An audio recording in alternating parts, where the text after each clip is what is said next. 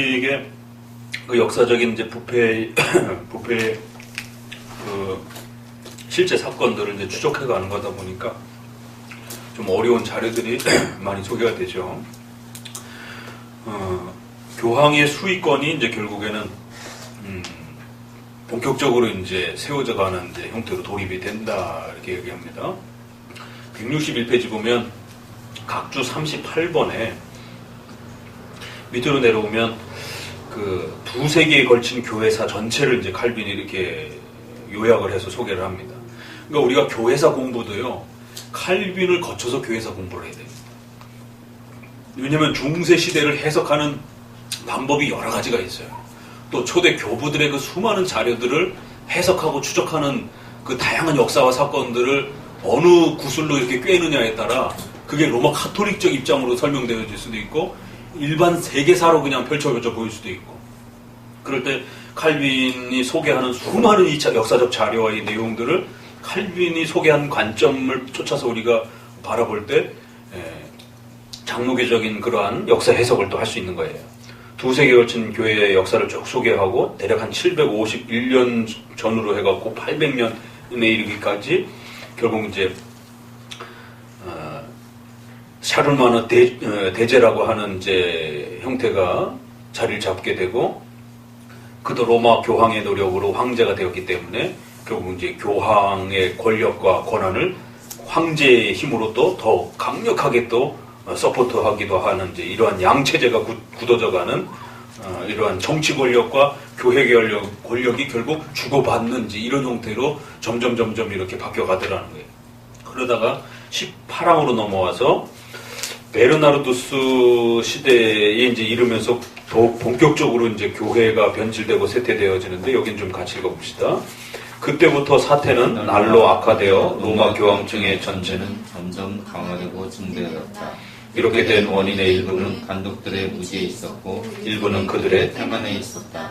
한 감독이 모든 것을 독점하고 법과 권리를 무시하며 자기 세력을 확대하려고 더욱더 날뛸 때 다른 감독들은 그의 야심을 억제하는 노력을 제대로 하지 않았다. 그들에게 비록 용기는 있었지만 진정한 학식은 없었기 때문에 이런 큰 일을 할 자격이 전혀 없었다. 그러므로 베르나르두스 시대에 로마가 모든 거룩한 일을 어떻게 또 얼마나 광범위하게 들여다보며 교회 질서 전체가 얼마나 붕괴됐던 것을 알 수 있다. 그러니까 이렇게 교회가 부패될 때 가장 큰 원인이 되는 게 뭐라고요? 결국 목회자들의 무지라는 거예요. 그러니까 목회자들이 성경을 읽을 줄 몰라요. 목사님 성경 읽지 못하는 목사님이 어디 있어요? 아니, 한글 성경으로는 다 읽죠. 근데 영어 성경으로조차도 못 읽는 분들이 허다하고, 더더구나 히브리 헬라어로 원전으로 성경을 읽지 못하는 이러한 이제 수준들.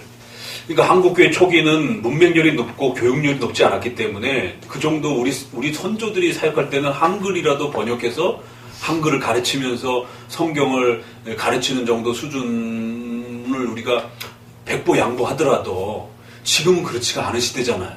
일반 고등학교 졸업이 거의 90% 이상이고 또 대학 졸업생들이 거의 70% 이상을 평균 학력을 가진 시대에 목사님이 한글만 읽어가지고 어떻게 성도들을 지도할 수 있겠느냐 말이에요. 그러니까 이런 목회자들의 성경에 대한 무지가 결국에는 태만을 낳게 되는 일이 벌어졌고, 그러다 보니까 다른 목회자가 변질되고 타락해져 갈 때 그거를 이렇게 막고 싶은 용기는 있는데 왜 틀렸는지를 정확하게 꼬집어주고 교회 역사 전체와 성경을 풀어가면서 그거를 틀렸다라고 말해줄 만한 실력을 갖춘 그런 어떤 인물들이 이렇게 등장하지 못하는 거죠. 그러니까 경제력에 밀리고 지식에 밀리고 이러다 보면 이제 결국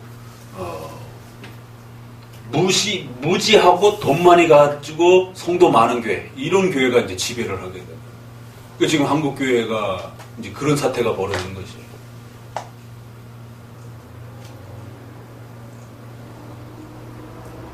무지와 태만과 결국 이제 이런 일들이 교회를 쇠퇴시켜가는 아주 중요한 원인이 된다라는 사실에 우리는 좀 경각심을 가져야 됩니다. 맨 아래줄에 같이 읽어봅니다. 감히 말한다면 그것은 양을 치는 목장이 아니라 마귀들을 먹이는 곳이다. 한 일곱째 줄 다운표 안에도 보면 나는 교회들이 수군거리는 공통적인 불만을 말한다. 교회들은 갈기갈기 찢기고 수족이 잘렸다고 잔인한 타격들을 한탄하거나 무서워하지 않는 교회가 전혀 없거나 또는 거의 없다. 쭉 내려오셔서 39번 각주고 뒷문장부터 두 번째 단락 문장. 나는 많은 예들 중에 이 몇 가지를 언급해. 이는 교회가 얼마나 심각하게 쇠퇴되었는가를 독자들이 아는 동시에 이 큰 재난 때문에 모든 경건한 사람들이 얼마나 큰 슬픔과 고민에 빠졌던가를 알게 하려는 것이다. 우리가 기독교 강요를 읽어보면 오늘 우리 시대의 성도들이 얼마나 큰 슬픔과 이 정말 비참함에 빠져 있는지를 정말 제대로 이해하게 돼요. 근데 놀라운 것은 우리는 더 한 걸음 더 고민해야 되는 건 뭐냐면 기독교 강요를 읽고 공부를 하면서도 이상해지는지 이런 현상도 벌어져요. 그래서 이제 유튜브 안에 이렇게 많은 자료들이 기독교 강요를 소개하고 나름대로 이렇게 막 한다고 그러지만 한세대학교 교수들이 기독교 강요를 상당히 좋아합니다.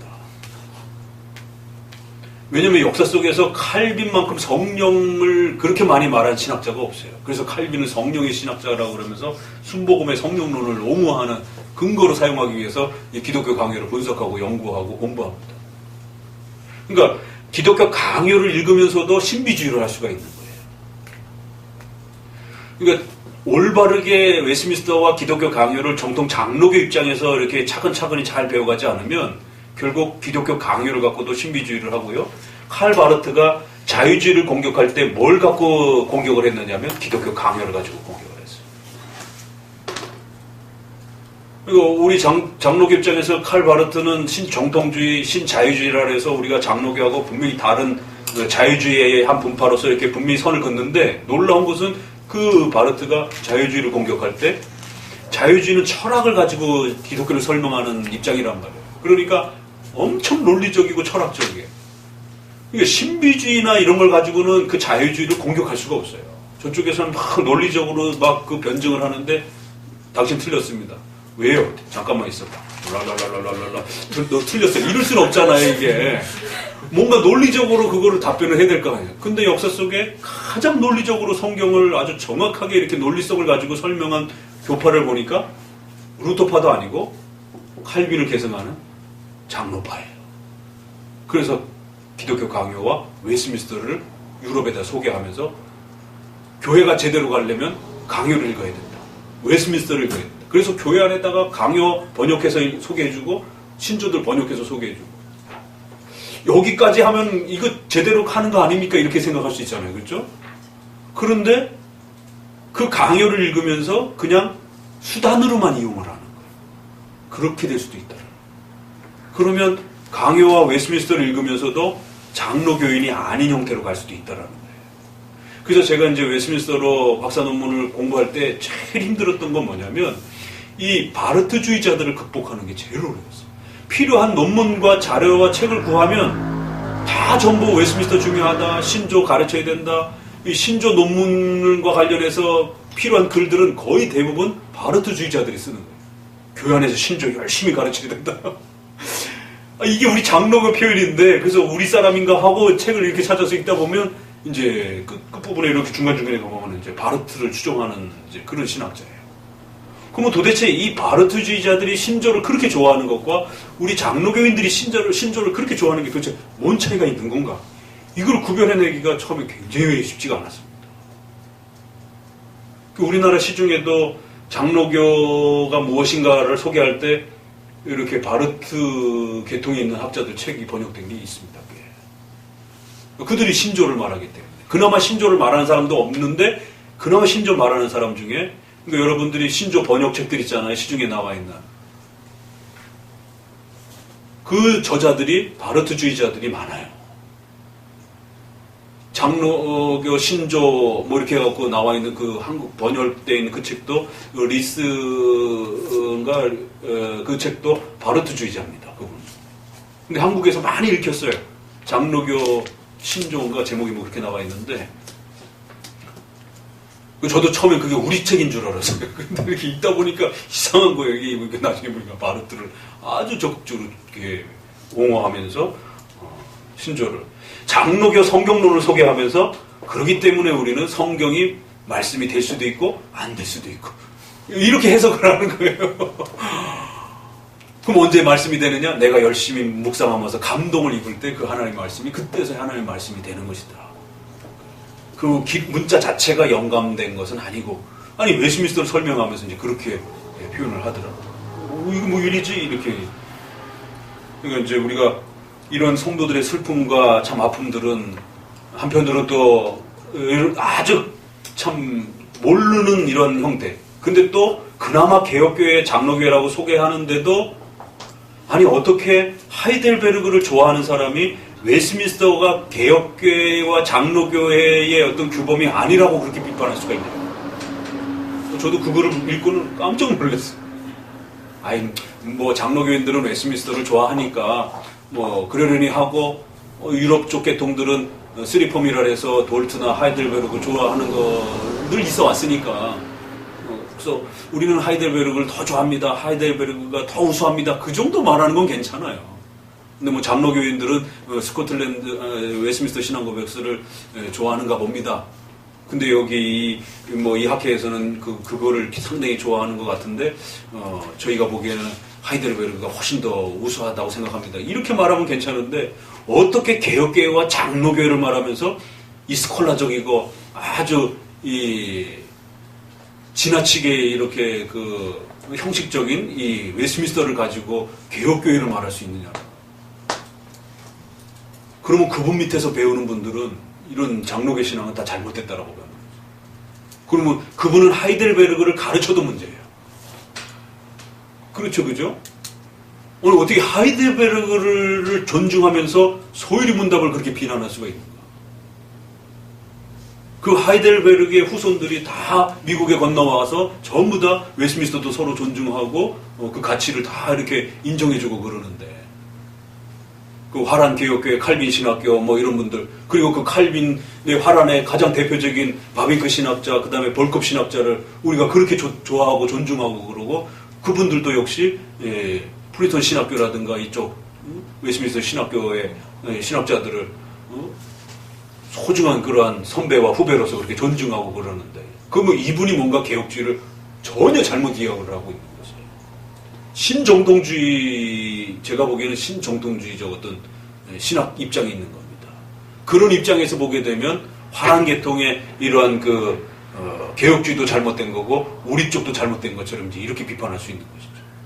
근데 성도들 입장에서는 하이델베르그 가르치고 있으니까 그러면서 또 개혁교회를 말하고 있으니까 제가 아까 말했던 그 신정통주의 분별하기 쉽지 않다라고 그랬던 것처럼 성도들도 그런 혼동이 벌어지는 거죠. 자, 후대 교황들은 그레고리스와 베르나르도스도 여기에 대해서 이제 원리에 반대하는 주장을 했다 그러면서 현대 칼빈 시대쯤 와서는 더 타락했다라는 것이죠. 넘겨보면 164페이지에 두 번째 줄, 그들은 교황을 간단하게 정의해서 지상에 있는 교회의 최고 수령이며 전 세계의 보편적 감독이라고 이제 여기까지 이제 벌써 1000년이 넘어가면 이제 이렇게 분명해지는 것이. 그 단락 밑에서 넷째 줄, 첫 번째 단락, 요점은 로마 감독만이 모든 문제에 대한 최고의 재판권을 가졌다. 이제 이런 표현도 나오고, 두 번째 단락, 네 번째 줄, 로마 교회는 수의권을 가졌으므로 아무에게도 이것의 교구가 판정한 것을 재심할 권리는 없다고 말한다. 165페이지로 넘어와서 마찬가지로 첫 줄, 예속자들, 일반 백성의 행위는 우리가 판단하지만 우리의 행위는 하나님만이 판단하신다. 이게 얼마나 교만스러운 말입니까? 이런 말. 그러니까 절대로 그 누구도 교황과 신부들은 비판할 수 없다라는 거예요. 그건 하나님만이 하실 수 있는 영역이라는 거죠. 그러니까 이제 점점 그 독점권과 결국에는 이 폐쇄적인 이러한 모습들이니까 하나는 독점에 대한 문제. 독점으로 가게 되면 자연적으로 그 조직은 어떻게 돼요? 폐쇄성을 갖게 돼요. 그래서 제가 서두에 이 공교회에 대한 것을 우리 스스로가 지켜내지 못하면 결국 우리 스스로도 폐쇄적이 돼버리고 결국 그 독점적인 어떤 종교 권력을 집행하고 싶어하게 되는 욕심이 발생이 되게 됩니다. 그래서 장로회는 반드시 장로회라라고 하는 이 회정치라고 하는 걸 어떻게 확보할 것인가. 그러니까 목사님이 없다, 장로님이 없다고 해서 성도 얼마 안 된다고 해서 장로교회가 아니라 그 목사님과 성도들이 다른 교회와 결국 연합해서 어떻게 이 회라라고 하는 부분을 함께 구축하면서 서로가 서로를 견제하는 장치를 확보할 수 있을 것인가에 대한 문제라는 거예요. 이 부분에 있어서 독립파는 독립적으로 있기 때문에 협력은 해요, 서로. 그렇지만 견제는 하지 않는다. 법적으로 남의 교회의 목사님의 설교와 그 프로그램에 대해서 권징하거나 문제 삼을 수 있는 그 어떠한 법적 권한도 없습니다. 그냥 조언할 뿐이에요. 그럼 이 독점권과 이 폐쇄권의 결국 로마 카톨릭이 중세 시대에 결국 교회가 쇠퇴하게 된 아주 중요한 그 단초가 결국 독점권과 폐쇄적 성격에 대한 문제. 그래서 공교회를 구축하지 아니하면 이 폐쇄성에 대한 문제와 독점권에 대한 문제로 우리 인간의 머리로 인간의 조직과 정치 사회 속에서 이걸 막을 수가 없더라고요. 그래서 끊임없이 이 장로교의 하이라이트는 뭐라 그랬죠? 이 공교회를 구축하기 위한 장로회를 구축하기 위한 가장 핵심 본질, 이게 있어야만 장로교회가 가능해요. 그렇죠. 이제는 바로바로 나와야 돼요. 한참 이따 나오시면 안 돼요. 평등성에 대한 보장. 그게 조직화될 때는 반드시 장로회라고 하는 노회와 총회라고 하는 타 교회를 통해서 견제 장치를 마련해 줄 수 있는 회정치라는 거죠. 그래서 밴드에 보니까 어떤 분이 질문을 그렇게 했더라고요. 장로교회라는 말과 장로회 교회라는 말이 목사님 다른 겁니까? 이렇게 해서. 조금 문맥이 다른 거예요. 그냥 통상적으로 우리가 정치적으로 말할 땐 그냥 장로교회라고 말하지만 장로교회의 본질적 특징을 말할 땐 회정체라는 거죠. 장로들이 모인 하나의 회의체라는 거예요. 그래서 웨스트민스터도 회의체가 있어야 된다 이렇게 말합니다. 그래서 장로교회라고 이렇게 정치적인 큰 타이틀로 말할 수는 있지만 그걸 세분화시켜서 그 장로교회의 본질이 뭐냐 그랬을 때는 장로회가 있어야 된다. 그러니까 장로교회라고 해놓고도 감독교회가 될 수도 있는 거 잘못하면. 이 평등성과 장로회가 존재하지 않으면. 장로회가 있긴 있어요. 근데 평등성이 보장이 안 되면 그것도 역시 또 독점적인 권력을 휘두르는 단체가 되는 겁니다. 거기서 특수한 한두 사람이. 그래가지고 갑자기 김영미 장님이 파레토의 법칙이라고 해가지고 근데 그 파레토의 법칙이라는 게 소수의 한두 사람이 전체 권력을 독점해가지고 그 단체를 이렇게 대변하고 막 끌고 다니는지 막 이런 그런 저기인데 그냥 다른 분들 상식적으로 이렇게 혹시 좀 워낙 그 어려운 말이라. 자, 20번 무모한 권력 주장을 지지하는 새로운 위조문서들. 그리고 나중에 가서는 이제 또 그것을 증명하기 위하여 위조문서까지 이제 끌어가면서 밑에서 둘, 다섯째 줄에 여기 뭐라고 이제 표현하냐면 그러나 이 적그리스도들이 미치고 눈이 멀 정도로 되어 건전한 정신을 지닌 사람들이 눈을 뜨기만 하면 이 자들의 악행이 뚜렷이 보이게 하는 것은 잘된 일이었다. 야, 어디 칼빈의 글을 스콜라적이고 지루하고 딱딱하다라고 그럴 수 있습니까, 세상에. 응? 그런 독점적 권력을 행사하기 시작하는 그 교황의 그 시대를 향해서 칼빈은 이 적그리스도들이 미치고 눈이 멀지 않으면 교회를 이렇게 망가뜨릴 수는 없다라는 거예요. 교회에 대한 두려움이 있는 겁니다. 이게. 또 넘겨보시면, 그러니까 기독교 강요를 이렇게 균형성 있게 읽어야 되고 기독교 강요가 그 중심을 실은 그 방향을 잘 잡아서 설명해 주지 않으면 기독교 강요를 자기 식대로 읽어가게 된다는 거예요. 그러면 중요한 부분은 다 빼고 자기가 원하는 부분 쪽으로 살을 붙이면서 이렇게 강요를 읽게 돼요.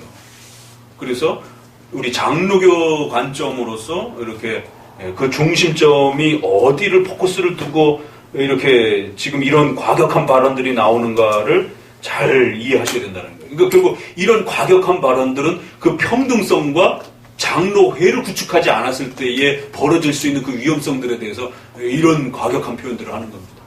그러니까 보세요. 장로회를 한다고 해놓고 그 성도들과 목회자가 그냥 자기네들끼리만 있어요. 그러면 그 교회 자체 내에서 독점적 권력의 행사가 되는 거예요. 그 그룹 안에서. 그러면 목회자 스스로도 그 성도들 안에 독점적 권력을 갖고 있는 겁니다. 왜? 그 성도 중에 누가 감히 목사님의 설교에 대해서 트집을 잡고 이러쿵저러쿵 말할 수 있겠어요? 성도들은 그 역할을 할 수가 없단 말이에요. 그건 전문적 영역에다가 신학자들이 따라 붙어가지고 조사를 해야 되는 문제인데 어느 성도가 질문을 할 수 있어도 그게 틀렸느냐 안 틀렸느냐에 대해서 따져 물어가면서 그거를 추적해 갈 수가 있겠어요. 못하는 거죠. 그러니까 이게 교회가 혼자 이렇게 있겠다는 것에 대해서 굉장히 조심하셔야 됩니다. 이 성도가 교회를 안 나가고 혼자 이렇게 가정에서 예배드려서 오늘날 뭐 가난한 성도가 100만씩이나 벌써 이렇게 늘었다라고 그러는데 이런 부분도 그렇고 또 건전한 교회를 한다고 그러면서 다른 교회와 이러한 그 단순한 조언이 아니라 그런 자기 자신을 서로 지적하고 지적받을 수 있고 얼마든지 그런 부분에 대해서 견제를 받을 수 있는 부분에 자기를 오픈하지 않는 것. 또 선후배지간에 또 선생님과 또 동료지간에 목회자들이 함께 그런 그 토론과 공간의 장 안에 나오지 않는 이런 목사님들. 그러니까 이제 자기 혼자 나름대로 그 개혁신앙을 생각해서 자기 혼자 나름대로 색깔을 만드는 거예요. 그리고 혼자만 그냥 독서하면서 만족하는 거예요. 왜? 그런 토론에 나가면 자꾸 지적받고 또 이렇게 이런 부분들이 불편한 겁니다. 그러니까 얼마든지 좋은 책들 많이 있으니까 그냥 자기만 이렇게 혼자서 그냥 책을 읽으면서 그냥 이렇게 차라리 그 시간이 더 낫다라고 그러면서 이러한 어떤 형태로 되든지 그런 공간에 나와서 함께 자기의 신학을 있는 그대로 오픈해 보여오고 다른 동료들과 선배들에 의해서 또 지도를 받고 또 이렇게 검증을 하지 않는 이러한 고립된 목회자는 굉장히 위험한 겁니다. 세상에 어느 목회자가 완전해서 이제 50도 60도 안 됐는데 벌써 선생님의 지도도 필요 없을 정도로 그렇게 자기 혼자서 책 갖고 히브리 헬라어 공부하면서 완벽하게 그런 개혁계 목회자로서 설 수 있는 목회자가 과연 칼빈 빼놓고 몇 명이나 될 수 있냔 말이에요. 칼빈과 같은 사람은 아주 정말 특별한 케이스인 거고 보통은 다 선생님으로부터 죽을 때까지 공부를 하면서 또 계승이 되고 계승이 되고 계승이 되는 거지. 그러니까 목회자가 어느 순간에 갑자기 이렇게 혼자 있고 자꾸만 이렇게 목사님이 이렇게 그런 어떤 모습들을 이렇게 보이기 시작하고 이런다 그러면 굉장히 이 사태가 위험해져 가는 겁니다. 그렇다고 목사님이 자기하고 정체성도 맞지도 않는 그런 어떤 이상한 그런 모임들하고 너무 많이 이렇게 어울려 다니고 있는 그런 것도 또 문제예요. 아니 분명히 또 이렇게 신학 가르침에 있어서는 자기는 WCC가 틀리다라고 그러고 또 이런 동성애 문제와 관련해서 분명히 이렇게 잘못됐다라고 이렇게 성도들에게 가르치면서도 또 이렇게 어울려 다닐 때는 또 그런 신학회라든가 이런 모임들이 그런 걸 찬성하는 분들하고 이렇게 막 어울려 다니고 또 막 이러면 그럼 이분이 도대체 반대를 하는 건지 이 찬성을 하는 건지 그러니까 너무 많이 이렇게 막 이렇게 어울려 다녀도 문제가 되는 거고 너무 폐쇄적으로 혼자 있어도 문제가 되는 거예요.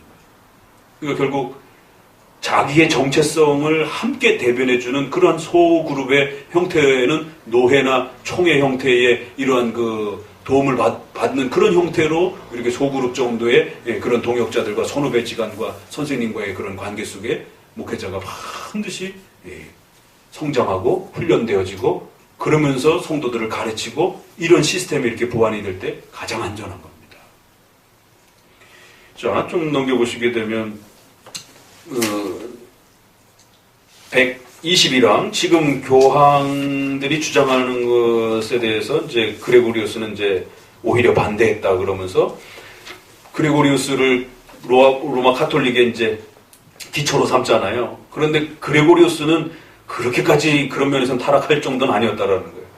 그래서 넷째 줄에 보면 자기를 감독들의 감독이라고 말하거나 동료들을 강제적으로 복종시키려고 하는 사람은 우리 가운데 없다. 아무도 사제들의 왕 또는 첫째 감독이라고 부르지 말자. 뭐 이런 표현도 그렇고 167페이지 보면은 첫째, 둘째, 셋째 단락 정도 로마 감독은 자기의 재판권을 무제한으로 확대함으로써 다른 감독들뿐 아니라 각 교회도 무섭고 중대한 손해를 이제 결국 입혔다. 그래서 마지막 장 22장 정도만 읽어봅시다. 현재의 교황권의 부패상은 이러면서 현재의 교황 제도는 100배나 더 부패했다. 그러고 나서 500년이 흘렀어요. 지금 500년 뒤에는 어땠을까요? 여기에 100배는 더 부패했어요. 지금 그때는 교황 무호설이라든가 이런 게 카톨릭의 공식 교리로 올라오진 않았어요.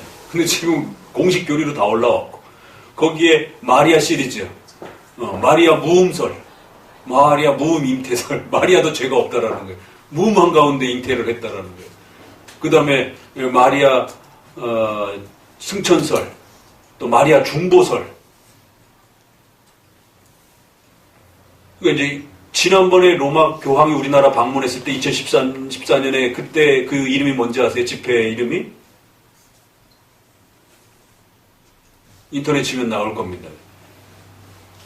광화문에서 했던 것, 또 저기 대전인가 대구 체육관에서 했던 게, 그 14일인가가 마리아 승모 대승천일 기념 미사 이렇게 했고, 15일은 10억씩 성자 만들어주는 그 행사를 이제 한 날이고,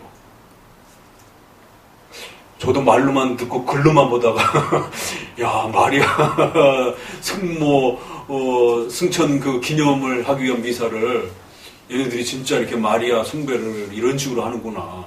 그래서 그날을 기념해서 마리아의 그 신성에 대한 부분을 그렇게 경축을 하더라고요.